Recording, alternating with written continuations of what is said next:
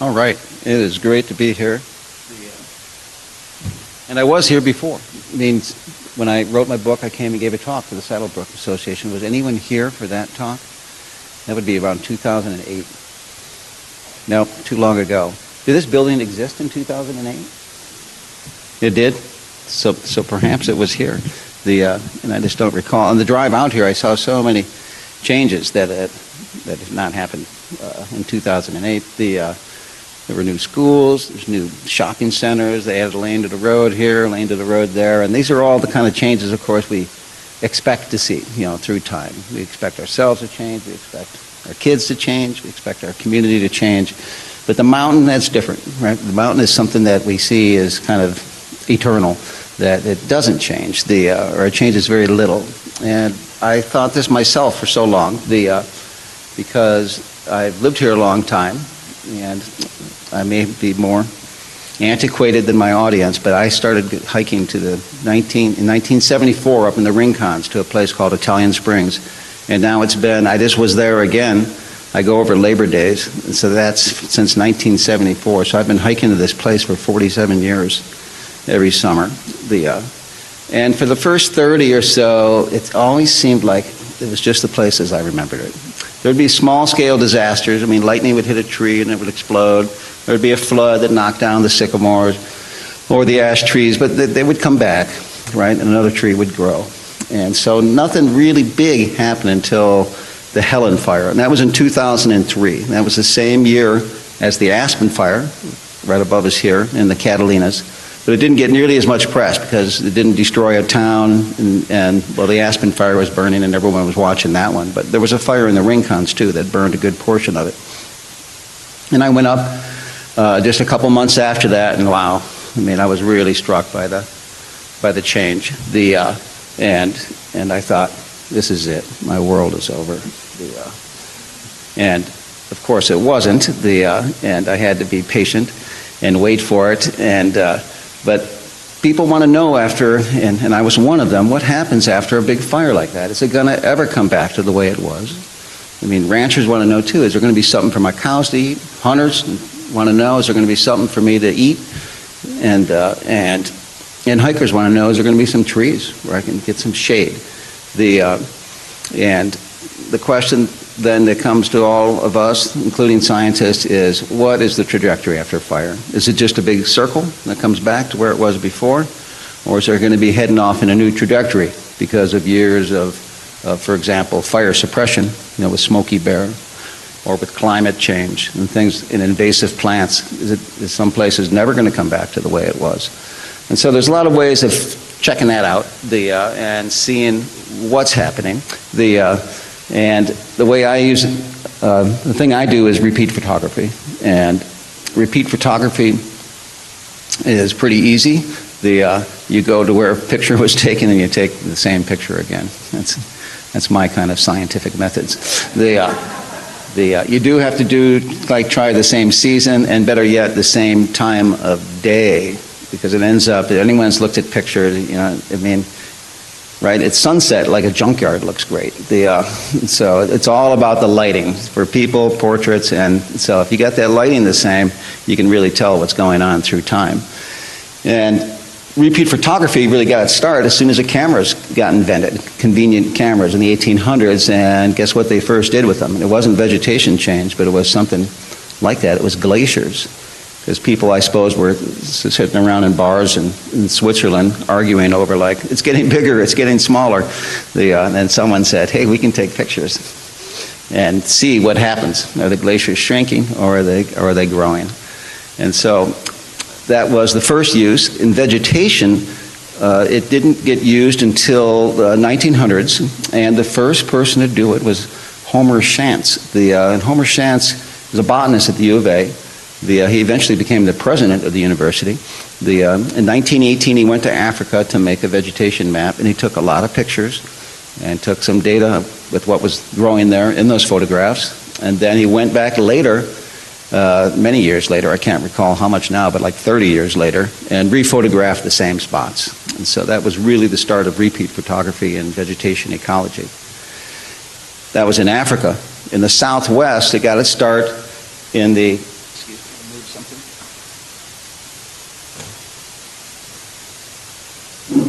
in the 1960s with Rod Hastings and Raymond Turner. There are a couple of scientists here at the University of Arizona, and they got the idea. They're saying, hey, we don't even have to make the original photographs. We can just use good historic photographs and match those. And so they went and found 93 or something like that photographs of old-time scenes, including right here, and all around the Southwest. They called their book The Changing Mile, and the mile refers to a mile of elevation from sea level up to 5,280 feet. And they went and then matched all those photographs and very carefully analyzed those photographs and figured out what was growing with saguaros or pine trees and how those changed. I was lucky enough to get my start with matching photos with Ray Turner when he was alive. Ray's deceased now. But I didn't get a chance to do my own matching photography. Every time I did it with him, I was doing his photographs until 2010. In 2010, I was making a vegetation map of the Chiricahua Mountains. They're about 100 miles to the southeast, near the New Mexico border. And while making that map, I took dozens of photos all over the place and wrote down what was growing there. It's this much oak, it's this much grass. And then, by golly, in 2011, the next year, was the big, it was called the Horseshoe 2 fire. The Horseshoe 2 fire burned 220,000 acres. It was 100,000 acres larger than the Bighorn fire. So it was a very, very large fire. It burned almost the entire mountain range. And it didn't take long afterwards before either I or a friend thought, hey, this is a great chance to go and see what happens after the fire. You even have pictures before the fire. So I went back, and I've been going back there every 2 years. So 2010 was the first one, fire of 2011, then 2012, 14, 16, 18, now 20.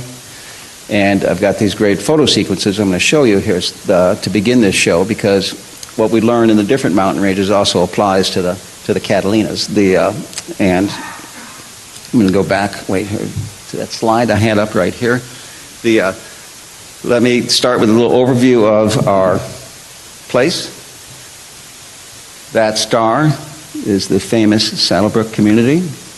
There's Phoenix, Tucson.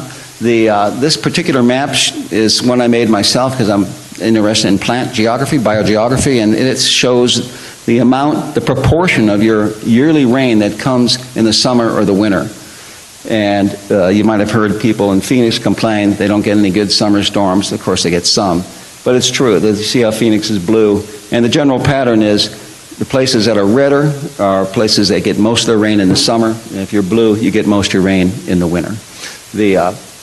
And as you just go around, it changes quickly. As you go around the Catalinas right here, and there's less summer rain on this side than there is on this side. The Chiricahuas are over here. The Chiricahuas are at a higher elevation than the Catalinas. There are no saguaros or palo verdes around the base of them. It's just grassland. Like you'd see, Wilcox would be over here. The interstate goes like that. They're quite high. They're 9,800 feet higher than the Catalinas.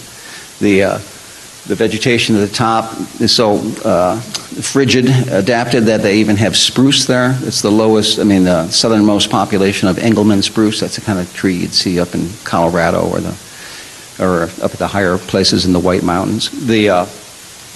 And that's what it looks like. If you go up the main access road up to Onion Pass, this is after a summer storm. There's lovely little wisp of cloud hanging on the flanks of the mountain there.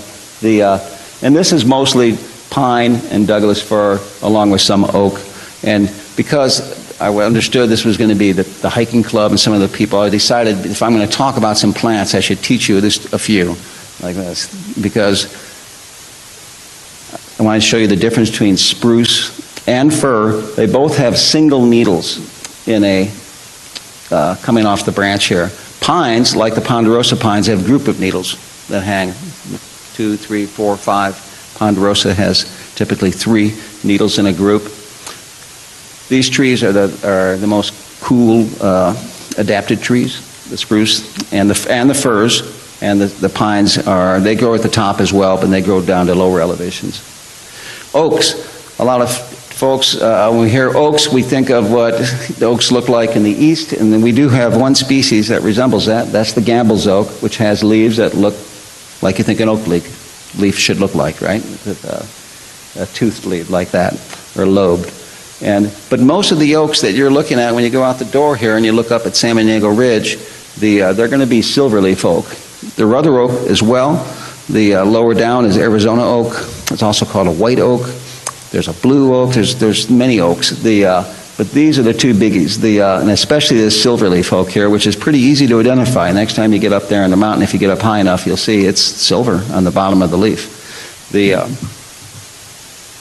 There's manzanita. Like this. This is the plant that has this lovely, smooth, red bark. Manzanita seeds are motivated by fire. They lie there dormant until there's been a fire, and then they will germinate. And then this is ceanothus, and that's a little spine sticking out of it there. This is a spiny shrub that's pretty hard. It's pretty nondescript until it flowers, and it's covered with these fragrant blooms. And the manzanita also has pretty little flowers, and its fruits they look like little tiny apples. I mean, that's why it's called a manzanita. It means little apple in Spanish. Let's go back to the Chiricahuas now. So I made the map in 2010, 2011. There's the fire. This is just part of it. Eventually it burns all the way from there to there, the entire mountain range. Just like the Bighorn fire, it took it some weeks to cover the entire mountain range. And now we're going to show you a sequence of 3 different places where we have pictures from 2010 all the way up to 2020. So there's 6 photographs in a sequence. This is at Rustler Park. This is about 8,000 feet. If you drive up the Mountain Lemon Highway, this is what you're going to see kind of around like Palisades Ranger Station or Rose Canyon Lake, that kind of vegetation. It's mainly pines. There's some juniper mixed in here. But notice all the dead wood. That's because there was a fire here in 1994 called the Rattlesnake Fire. So this place had burned only, let me do the math there, 17 years before this. And you can see 17 years later there was a lot of recruitment, partly because they had a couple trees that survived and they had cones, and so there's a source of seeds. But watch what happens now to all the downed wood, and we're just going to go through the sequence of photos. That's 2010. 2012, 1 year after the fire. 2014. 2016. 2018. 2020. If you put them side by side there, 2010 and 2020, you see a lot of similarities. You got to be patient, but this place is coming back a lot like it was before, except with a lot less downed wood. So hikers generally like a second fire because it wipes out all the logs that are in your way. Let's go to another place. This is a couple thousand feet down the mountain, around 7,000 or 6,000 feet, and this is yucca, and a lot of the pines here, there's different kind of pine called Apache pine, which doesn't cross Interstate 10. It's mainly a Sierra Madre pine of Mexico. Likes a lot of summer rain. And this in the background, this is pretty open, and actually it looks like it's all covered with trees, but it's in the shade. That brown is all just pine needles in the background. And this is going to burn, of course. This is a large white oak here, an Arizona oak in the background. And then we're going to go through the photos again. 2010, 2012, 2014, 2016, 2018, 2020. There's that oak still alive. But not the same story. Now we have, this is ceanothus, that one plant I showed you that came in. It's a very common post-fire plant, and it's moved in and taken over all the slopes around here, and I don't find any Apache pine recruits here now. And so this looks like it's being transformed into a thicket of this. It's often called buckbrush, the ceanothus. Let's go down another 1,000 feet, and we have another kind of pine, the Chihuahuan pine. And it makes a nice forest of slender pines. It usually doesn't get very, very large, but it gets fairly large. And this pine, among about 100 species of pine, is one of the few, perhaps only 3, that can resprout after a fire. Oaks can resprout, pines and firs generally don't, but this one is different. There's a picture of a resprouting, a burned Chihuahuan pine. It can also be burned right to the ground and resprout right from the root crown. This is 2010, and let's go through the years. The fire was severe here. It killed every single pine tree that was out there.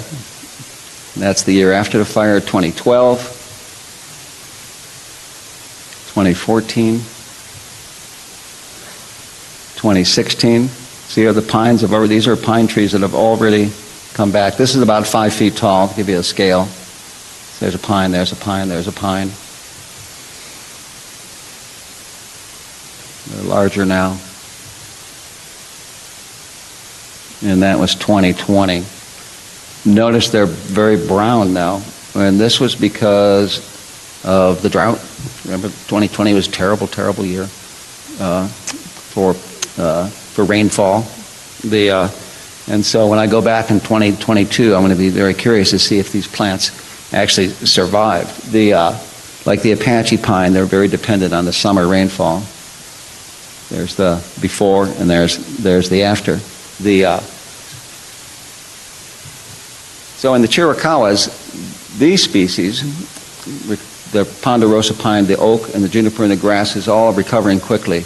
The Apache pine, the Douglas fir, and the Chihuahuan pine are not doing as well. The Chihuahuan pine, I'm not certain of what's going to happen with it. It could come back with more summer rain.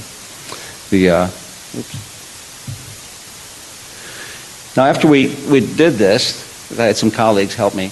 We got the question was raised. They're saying, well, what if the Apache pine or the Chihuahuan pine, what if these changes you're seeing really are changes that would have happened anyways, even if it didn't burn? And so we thought, yeah, we have to get in some plots, find a mountain that didn't completely burn, and so we can compare very similar ecosystems and say this one burned, this one didn't, and see if we see similar changes, or if they are different, we can blame it on the fire, or pin it on the fire, I should say. So let's go to the Galeros. We're over here again. So if you went over, the town of Oracle will be over there. This is the San Pedro Valley running through there, and the Galeros are this mountain range over here.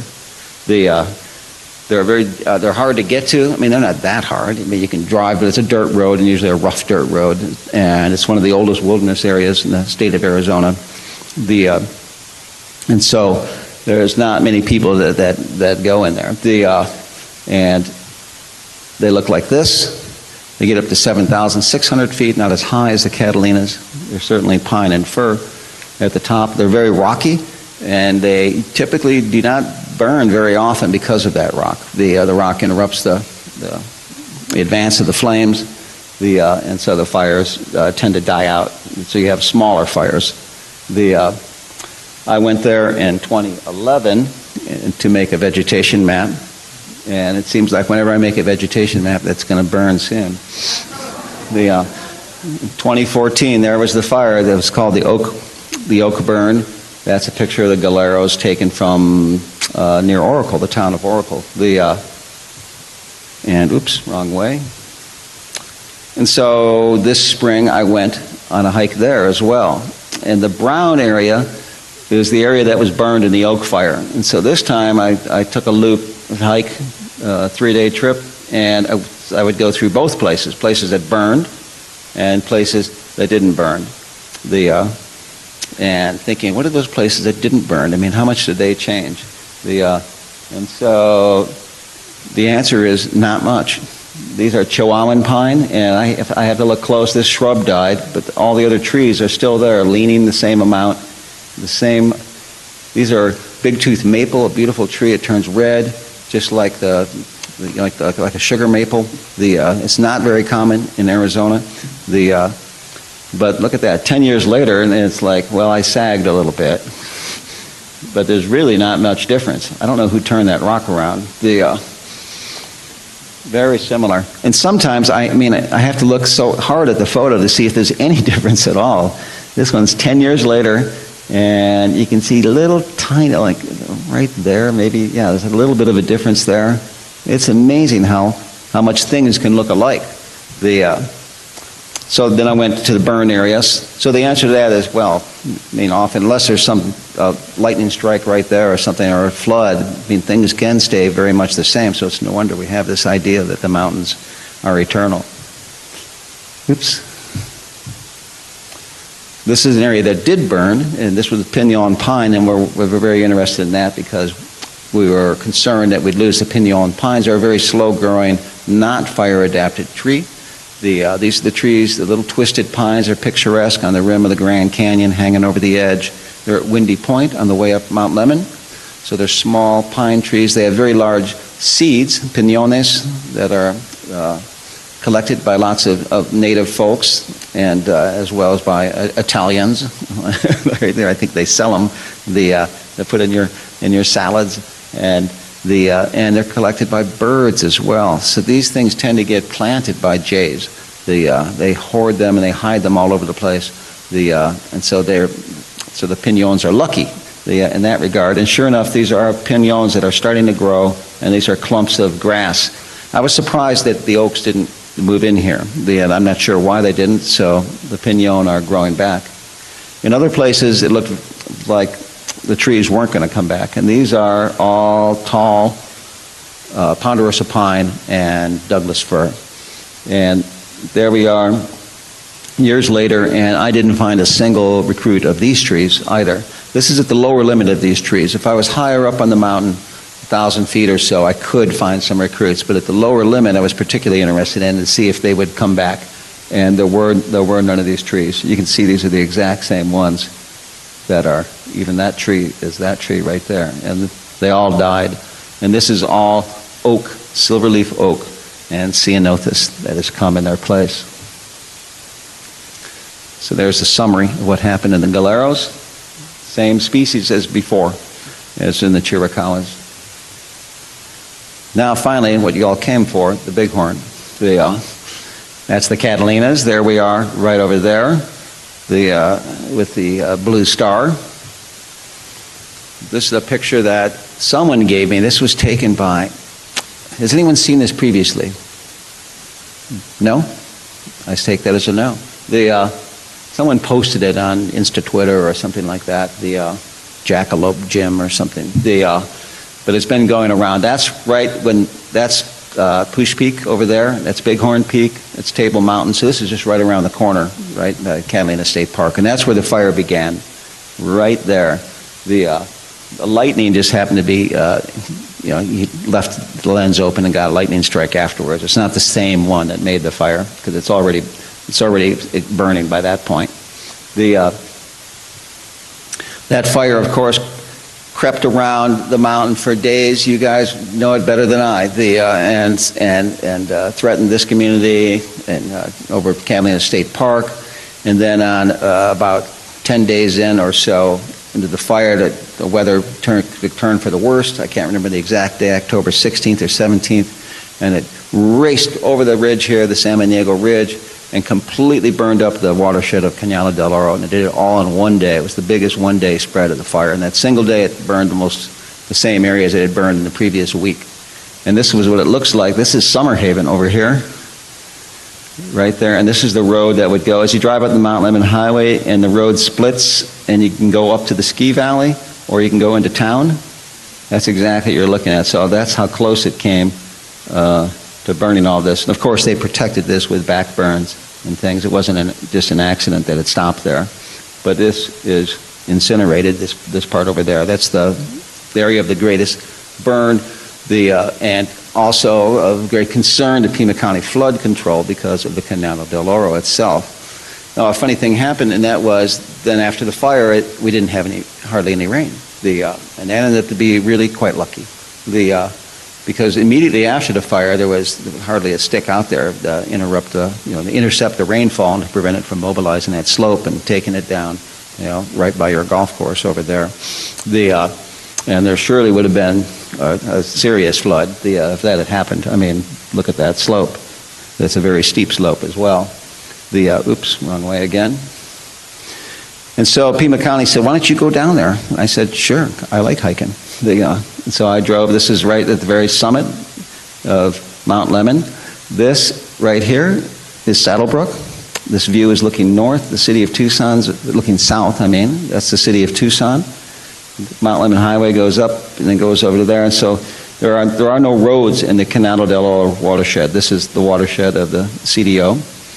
But there is a trail, and this one goes down to San Maniego Ridge, and then you can go drop down into the West Fork of the Canal del Oro, and that's what I did, and then hiked up the East Fork, and then hiked up, this is called Red Ridge, and then that's where the highway up to the ski place is, and then I just went back up to the top. So that's the trip that I took. These are rain gauges and a stream flow gauge that have been put out by Pima County. And you can look at these, by the way, on the internet. Go to Alert Gauges Pima County, this alert gauges, and you can see all these. And so it's very interesting, like this right above you here and here, you can see what it's doing up in the mountains, so you can know whether you should run away or not. So here's the results from that particular hike. And this was just in May, and so of 2021. There's a photograph I took in 2008. Now remember, there's been two fires here. There's a fire, the Aspen fire in 2003 and the Bighorn fire in 2020. And this is almost at the summit, and as you can see, there's very little change here, except some logs got burned up, some new trees fell over, and that's because they pretty well protected this with a backburn, so they lit it, and they had a crew there, and so they kept the fire out of the crown. And so at the top of the mountain, there was very little change. If you start down the trail and you look to the south, there's a place called the Wilderness of Rocks. This area they didn't do anything. The fire, the Bighorn fire, just went right over it. And as you can see by the bottom here, it burned up a lot of the trees that were killed in the Aspen fire. But down here, you can see most of them still survive. And again, this is kind of like in the Galeros, in places that are relatively flat. It's not flat when you're down there, but relatively flat. Excuse me. And they're rocky. They don't burn nearly as ferociously as slopes. Fire loves to race up slopes. That's very, very hard to control. As a matter of fact, you can't if it's steep enough and the winds are correct. So it wants to run up slopes. But down in the Wilderness of Rocks, this is what it looks like. This was after the Aspen fire, and you can see everything got burned, but all the crown survived. This burned through. That was some years later, 10 years later. It still looked the same. So there's two places that didn't change very much. The summit and the Wilderness of Rocks. If we continue now to the west, down the trail, heading for the Canal del Oro, this is Cathedral Rock in the background. Pouche Ridge would be over here. This is the view to the southwest. There was this very small fire up there called the Shovel Fire in 2017, and this is after that fire. And this is someone else's photo. And this is what it looked like in May. And it reminds me of that photo at the top of the Chiricahuas where all the dead wood got burned up by the fire. Well, not all of it, but most of it. So it had a pretty dramatic effect on a cleanup crew. This is the view into Upper Romero Canyon. So if you went over to Catalina State Park and hiked up Romero Canyon and you kept on going, eventually you would get here. And this is probably about 8,500 feet. It's quite a ways up. And this one shows a change so this place, 2008, that was 5 years after the Aspen fire. It burned. It was previously pines. It got replaced by ceanothus, that thing I showed you a picture of before. And then I didn't go there for a long time. And then when I went back in 2021, I see that all the ceanothus was gone and it had been replaced. These are all silverleaf oak. And now they got killed by the fire. But it's difficult to see, but you'll see at the bases of these, there's a lot of regrowth. So it's going through these phases, right? It's going to go through a ceanothus phase. Then it's going to go through an oak phase, and then we're going to get to the pines, we hope. This now is looking down toward, this canyon is Cargodera Canyon, and that's where what's the name of that trail? The Sutherland Trail that goes up, I think, yes.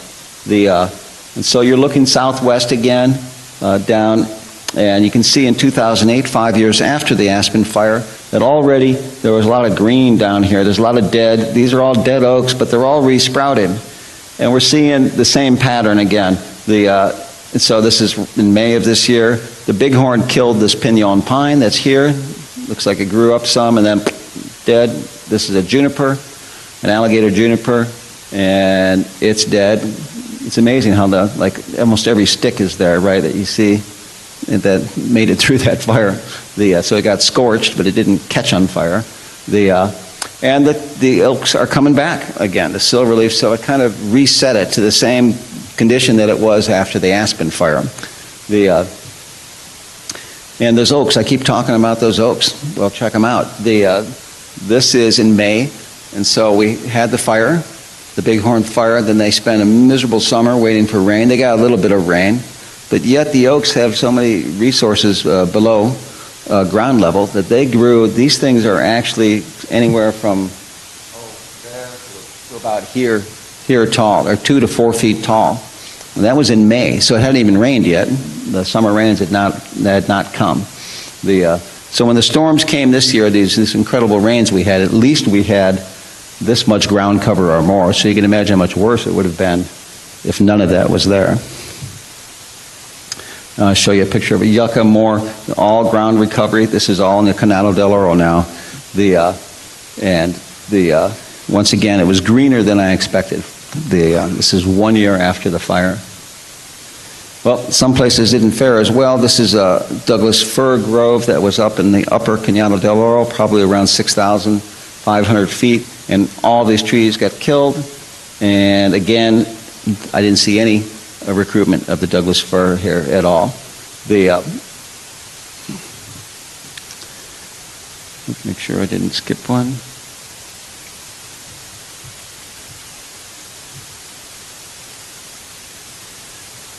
This is a photograph along the stream. These are box elders. They're kind of maple as well.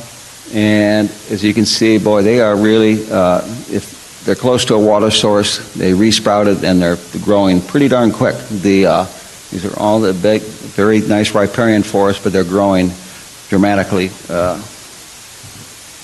Something I didn't expect. Scientists love this, to go out and see something you had no idea that occurred.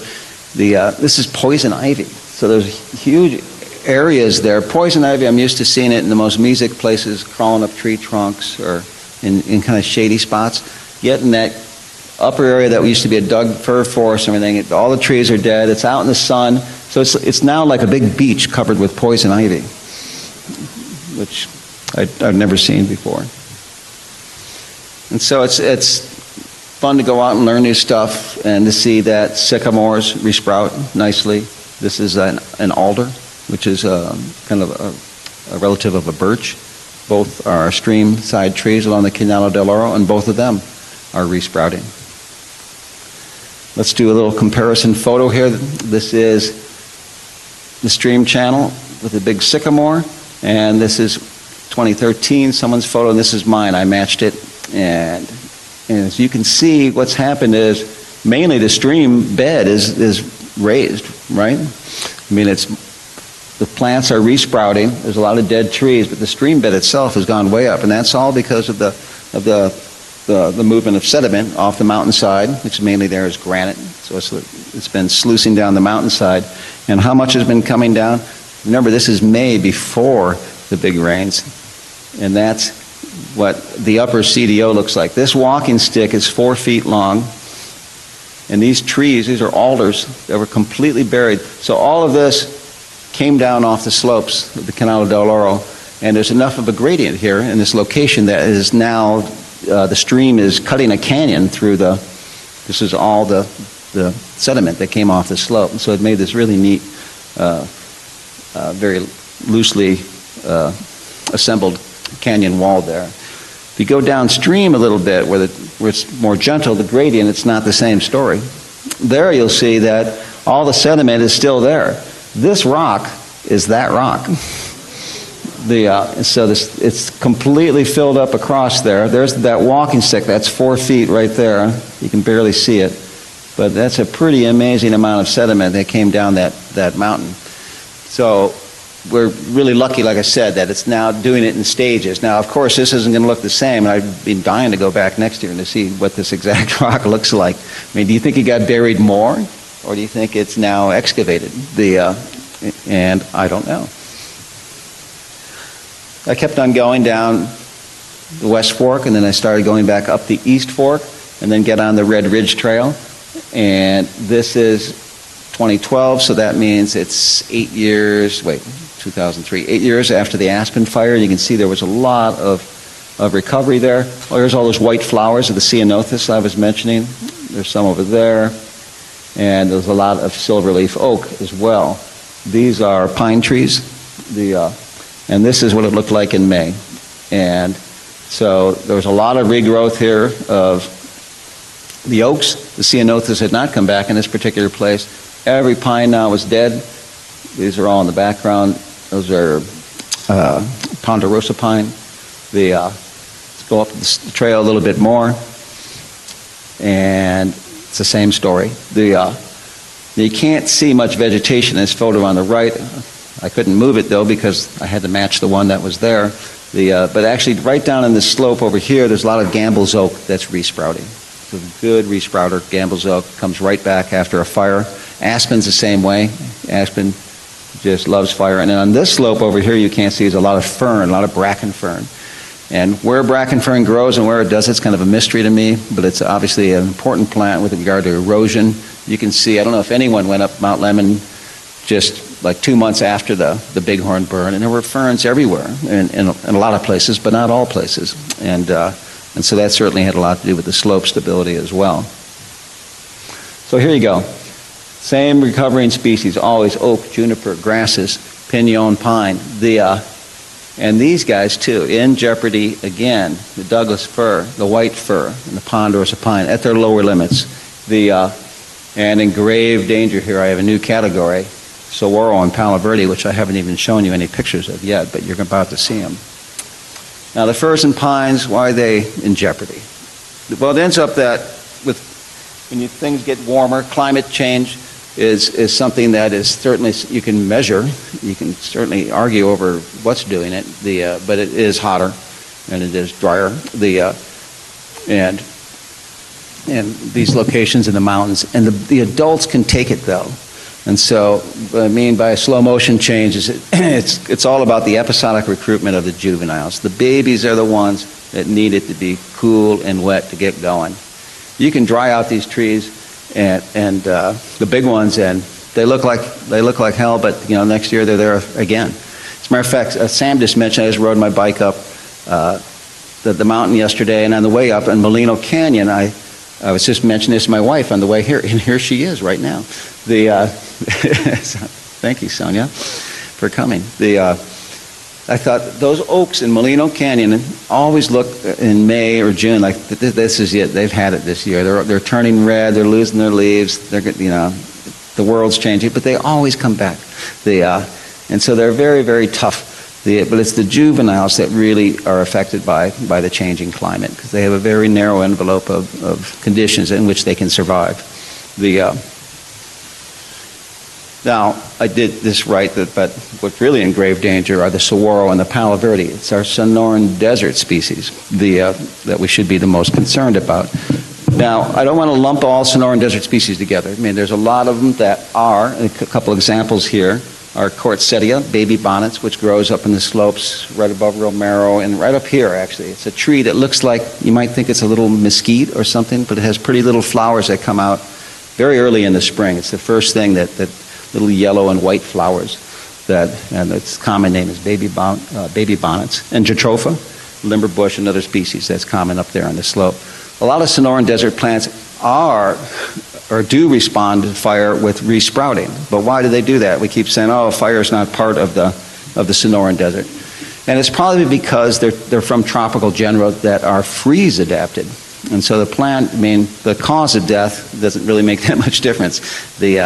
If they get killed, if they have the ability to resprout, that's a good thing. And so some of our Sonoran Desert species you're going to see in Catalina State Park, they're just going to come roaring back. But the saguaros and the palo verdes are different. And why they're different? It's because they have this green skin. They have photosynthetic skin that is very, very fire sensitive. It's a great way of avoiding desiccation in places that are very dry.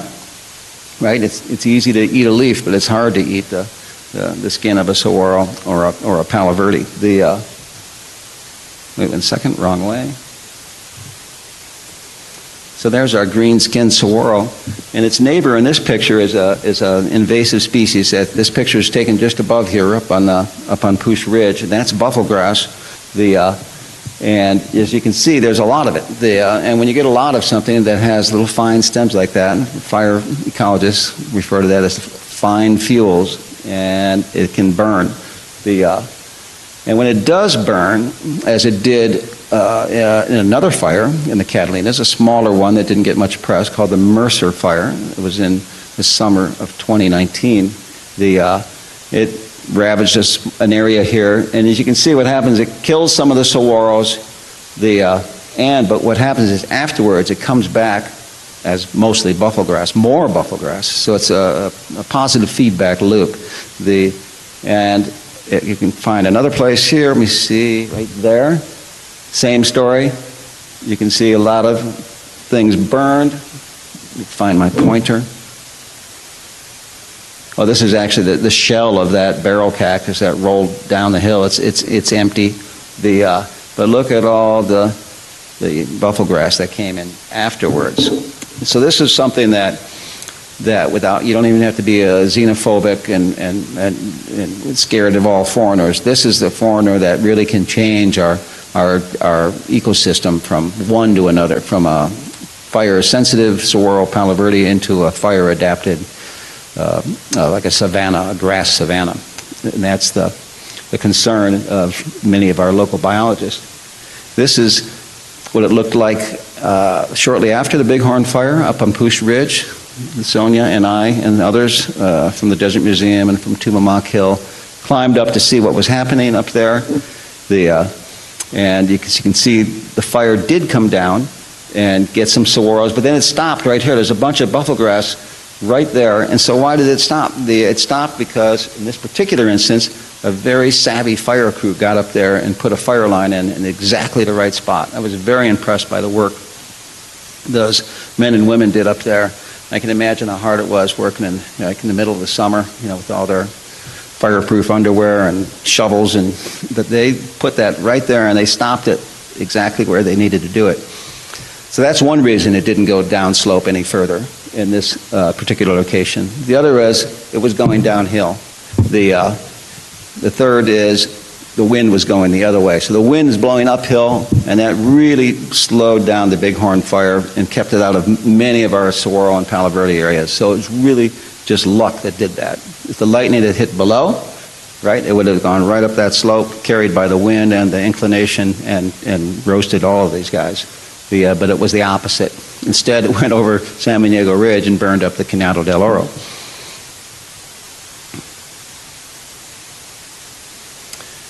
This story is a little bit different over by Catalina State Park, where there was so many spring annuals because we had a good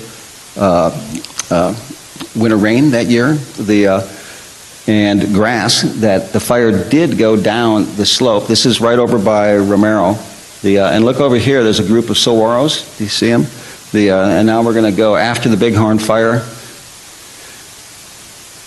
And, well, there's not so many saguaros there anymore.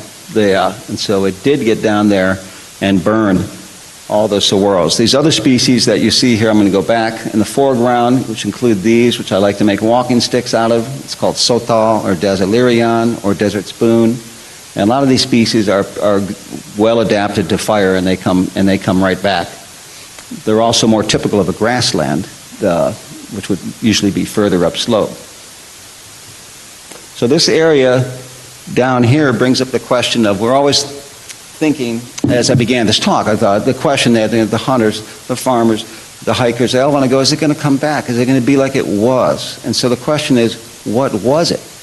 And we think what it was what we remembered, or maybe what our grandfather told us, and it ends up, it's not that easy of an answer sometimes. So we have good documentation of what an ecosystem used to be like, either through the tales of indigenous people or some record of it. Then we have a good idea of what really it was historically. But we've been meddling around with the ecosystems here for a long time now, and this is a good example of it, is this area right here. From here all the way down to Catalina State Park. This is an old picture that reminds me of when I was in high school and used to go hiking up in Catalina State Park, and back then it was the Romero Ranch. You had to like find your way down this maze of roads and knock on the door and get them to come out and say, you know, open a gate for you to get up to Romero Canyon. And there wasn't, you can see there's some saguaros there in the background. There's that walking stick plant I had mentioned. It's more typical of a grassland right there. And I'm not the first to think, I wonder if it's always looked like this. I mentioned the book, The Changing Mile, that was published in the 1960s with all the photographs. And this is the backside of Pouche Ridge here. This is a picture from 1913.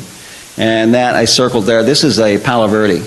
And at that time, there were not many Palo Verdes, and there weren't many saguaros. And when he went back in 1962, these are all Palo Verdes here now that are all over this slope.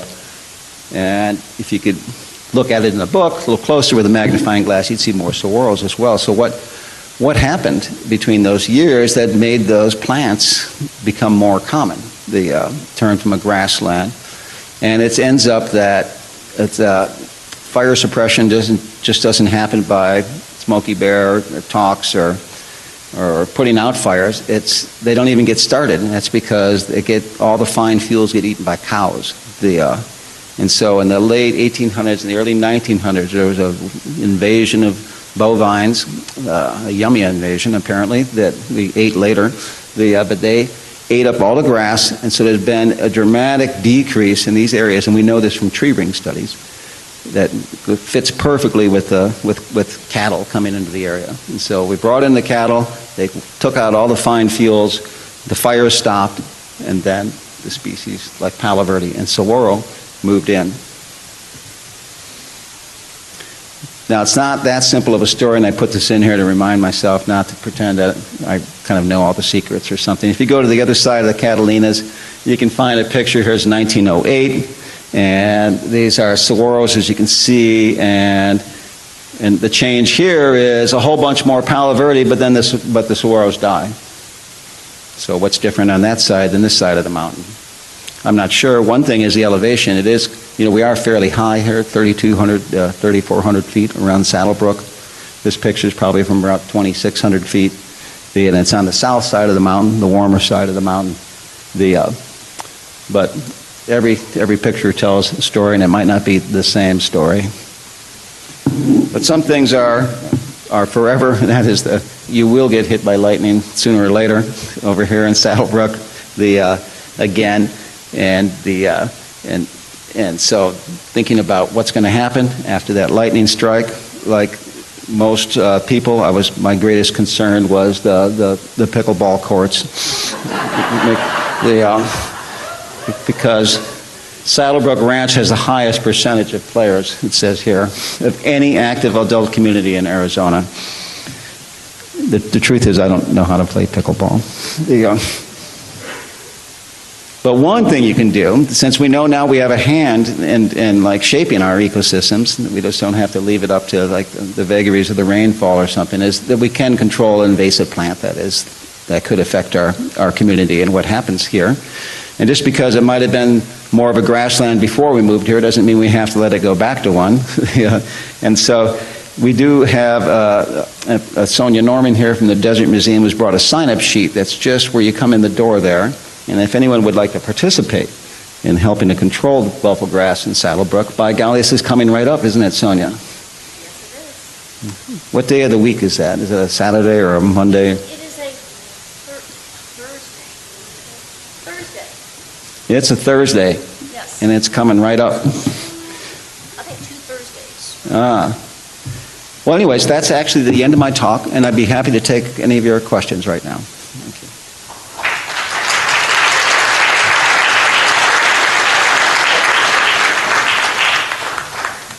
And if you're brave, you can go up to a microphone. Oh, yeah, I can just...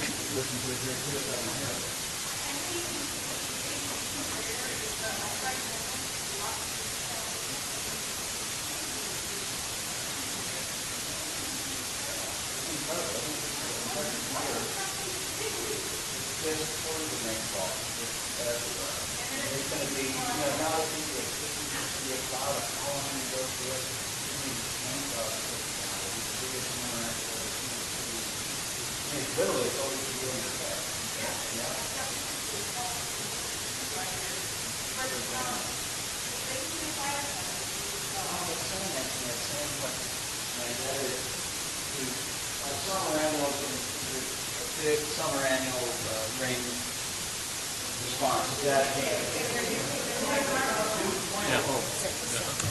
So the question is, it rained a lot this summer, and we're going to have a lot of big dead plants. Is that going to result in an increased fire hazard? And it certainly will in the short term. Anytime we have fine fuels, but typically our fires get going in the springtime, because we aren't going to have any lightning. A well-timed strike, I suppose, could set it on fire. And the summer annuals, even though when you go out to the same place, you're going to see they're going to collapse and fall. So the next time, by the time we get to May or June of next year, they're mostly going to be lying on the ground. And it ends up with fire, carrying fire. The structure, it's just like when you learn how to build a fire, is very important. If you just took a bunch of sticks and laid them on each other and touch it with a match, it just sits there. But if you space them just right, with the amount of air, then they take off. So the summer annuals typically don't cause an increase in the next summer's fires.